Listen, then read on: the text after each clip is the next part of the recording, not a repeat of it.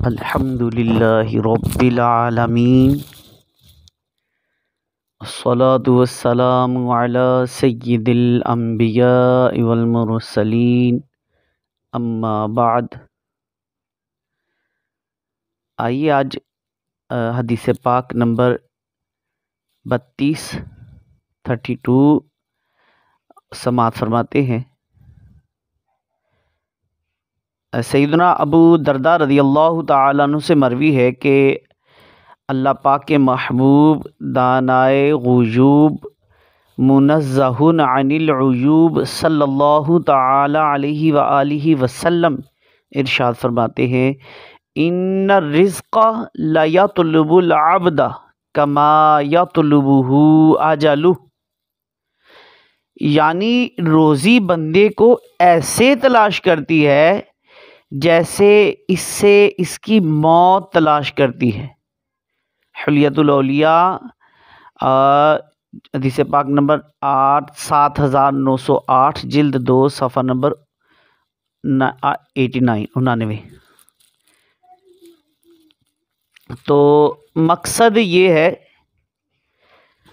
کہ موت کو تم تلاش کرو یا نہ کرو، بہرحال تمہیں پہنچے گی ہیں۔ یوں ہی تم رزق کو تلاش کرو یا نہ کرو، ضرور پہنچے گا۔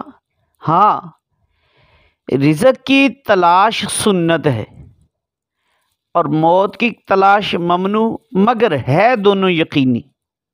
میرات المناجی جلد 7 صفحہ نمبر 126 پر یہ موجود ہے۔ سیدنا ابو ابراہیم یمانی رحمۃ اللہ تعالی علیہ آپ فرماتے ہیں کہ ایک مرتبہ ہم چند رفقا سیدنا ابراہیم بن ادہم رحمۃ اللہ تعالی علیہ کے ہمراہ سمندر کے قریب ایک وادی کی طرف گئے۔ ہم سمندر کے کنارے چل رہے تھے کہ راستے میں ایک پہاڑ آیا جسے جبل کفر فیر کہتے تھے۔ وہاں ہم کچھ دیر قیام کیا اور پھر سفر پر روانہ ہو گئے۔ راستے میں ایک گھنا جنگل آیا جس میں بکثرت خشک درخت اور خشک جھاڑیاں تھیں۔ شام بھی قریب تھی، سردیوں کا موسم تھا۔ ہم نے سیدنا ابراہیم بن ادہم رحمۃ اللہ تعالی علیہ کی بارگاہ میں عرض کی، علی جا، اگر آپ مناسب سمجھے تو آج رات ہم ساحل سمندر پر گزار لیتے ہیں۔ یہاں اس قریبی جنگل میں خشک لکڑیاں بہت ہیں، ہم لکڑیاں جمع کر کے آگ روشن کر لیں گے اور اس طرح ہم سردی اور درندوں وغیرہ سے محفوظ رہیں گے۔ آپ رحمۃ اللہ تعالی علیہ نے فرمایا کہ ٹھیک ہے، جیسے تمہاری مرضی۔ چنانچہ ہمارے کچھ دوستوں نے جنگل سے خشک لکڑیاں اکٹھی کی اور ایک شخص کو آگ لینے کے لیے قریبی قلعہ کی طرف بھیج دیا۔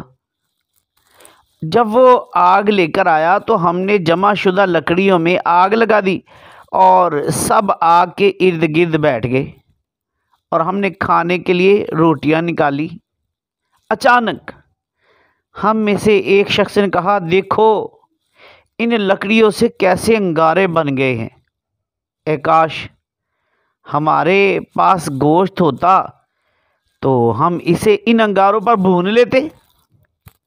سیدنا ابراہیم بن ادہم رحمۃ اللہ تعالی علیہ نے اس کی یہ بات سن لی اور فرمانے لگے کہ ہمارا پاک پروردگار عز و جل اس بات پر قادر ہے کہ تمہیں اس جنگل میں تازہ گوشت کھلائے، اس کے لیے کوئی بعید نہیں، ہمارا رب ایسا کرنے پہ قادر ہے۔ اچھا، ابھی آپ رحمۃ اللہ تعالی علیہ یہ بات فرما ہی رہے تھے کہ اچانک ایک طرف سے شیر نمودار ہوا جو ایک فربا ہرن کے پیچھے بھاگ رہا تھا۔ ہرن کا رخ ہماری طرف تھا۔ جب ہرن ہم سے کچھ فاصلے پر رہ گیا تو شیر نے اس پر چھلانگ لگائی اور اس کی گردن پر شدید حملہ کیا، جس سے وہ تڑپنے لگی۔ یہ دیکھ کر سیدنا ابراہیم بن ادم رحمۃ اللہ تعالی علیہ اٹھے اور اس ہرن کی طرف لپکے۔ آپ رحمۃ اللہ تعالی علیہ کو آتا دیکھ کر شیر ہرن کو چھوڑ کر پیچھے ہٹ گیا۔ آپ رحمۃ اللہ تعالی علیہ نے فرمایا یہ رزق اللہ عز و جل نے ہمارے لیے بھیجا ہے۔ چنانچہ ہم نے ہر ہرن کو ذبح کیا اور اس کا گوشت انگاروں پر بھون بھون کر کھاتے رہے، اور شیر دور بیٹھا ہمیں دیکھتا رہا۔ عیون الحکایات میں صفحہ نمبر 182 پر یہ روایت موجود ہے۔ تو اللہ پاک کی ان پر رحمت ہو اور ان کے صدقے ہماری بے حساب مغفرت ہو۔ تو سرکار کا فرمان سچ ہے کہ ان الرزق لیطلب العبد کما یطلبہ اجلہ، کہ روزی رزق بندے کو ایسے ہی تلاش کرتا ہے جیسے اسے اس کی موت تلاش کرتی ہے۔ تو یہ اللہ کرے اس فرمان علی شان کو بھی ہم یاد کرنے میں کامیاب ہو جائیں اور اس پر عمل بھی ہو اور ہمارا یقین کامل ہو۔ جب آپ کو پتہ ہے آپ کو روزی ملنی ہے تو پھر آپ کسی کو دھوکہ، جھوٹ، غیبت وغیرہ 2 نمبری کرنے سے بچ جائیں گے۔ یقیناً ہمارے رب کے فرمان بھی سچ ہے، ہمارے آقا صلی اللہ علیہ وسلم کے فرمان بھی سچ ہے۔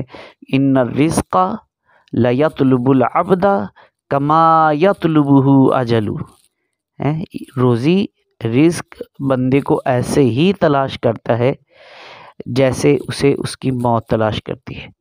اللہ پاک سے دعا کرتا ہوں اس حدیث پاک کو بھی یاد کرنے کی توفیق عطا فرمائے۔ آمین بجاہ النبی الامین صلی اللہ علیہ وآلہ وسلم۔